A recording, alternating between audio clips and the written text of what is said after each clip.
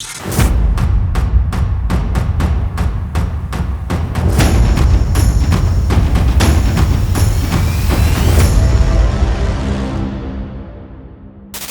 everybody, and welcome to Real Madrid Hub. I am your host, Eric Rivera, and this is your stop for all things Real Madrid news. Of course, I wanted to talk about something positive in light of a lot of the negative things that are going on with Madrid and, sort of the questions that are up in the air. People wondering what's going to happen with contract renewals for certain players. Obviously, what is going to happen with some of our future players, our youth. And, the fight between the coach and Real Madrid's board, financial situations, there's been a lot of drama lately. And so let's look at something positive. And one of those things was, if you have not listened or have not heard, Toni Kroos has his own podcast. He has it with his brother Felix Kroos. And it's called Einfach Mal Luppen. That's my best attempt at German. And, he talks there about, his experience with Madrid. And I think for a lot of Madridistas, it's really nice to hear, for many of us that like those players that, really sweat for the team, that really give it their all every time they're out on the field and really, see the club as something, to be loyal to. You always want those kind of players that kind of love the club above all else. And I think in this case, listening to Tony's words and the translations, obviously, because I don't speak German,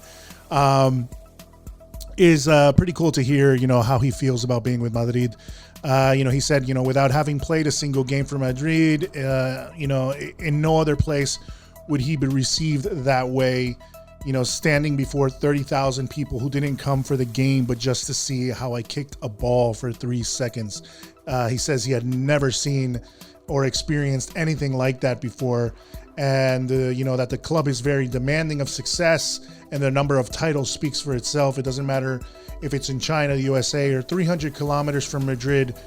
You will see the reaction of the people when they realize Real Madrid is coming, and he feels that no other club gives that sensation. It is the biggest club in the world. Success, he says, that is something that is demanded at the club. He's very well aware of how demanding the club is.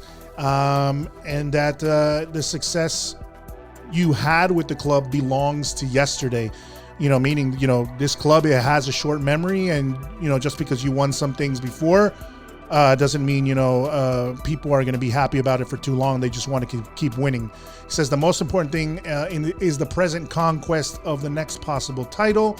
People are taught that they are not satisfied with having won this or another title. So, that Madrid is never satisfied, and that he feels that, talking about himself, he said that the demands of Real Madrid are very similar to his own. Since one day, and I'm quoting him here, since one day I intend to put an end to my career in the most successful way possible, because he doesn't want to leave any titles along the way that he'll regret later. He also talks about his own objectives, that despite having won the Champions League 4 times, he continues to pursue the objective of winning the Champions League for a 5th time. He said it will be difficult, and if in the end it doesn't happen, no one's going to shoot him either. But of course, while he is still active, he wants to squeeze the most out of his career. He also talks about hanging things up when he does retire. He says, the football doesn't give you a lot of chance to savor the things that have been achieved, because you're always searching for wins and always moving on to what's next, and when you lose one game, this is what I like the mentality here, is that he says if you lose the next game, even if you won something and you lose the next game, everything goes back to feeling bad anyway.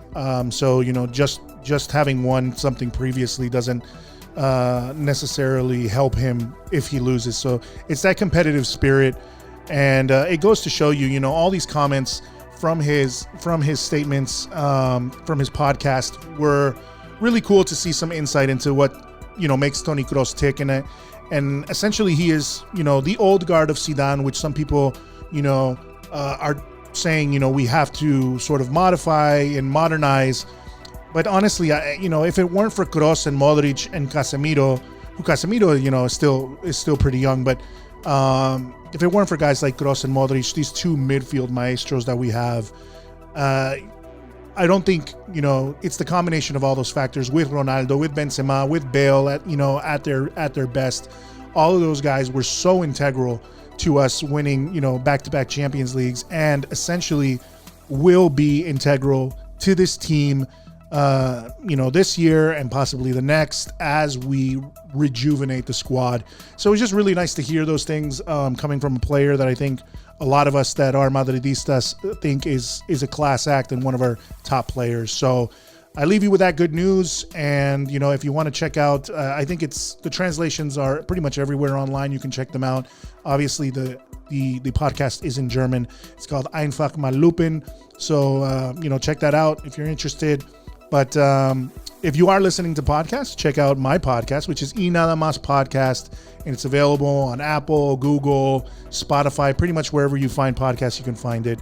And remember to subscribe to this channel, Real Madrid Hub, which is in conjunction with my good friend Jota Real Madrid, who has 2 channels in Spanish, Jota Real Madrid and Dr. Jota. All the best news coming out of Spain about Real Madrid in Spanish, and this is our channel in English. So thank you for listening, and we'll talk to you again soon.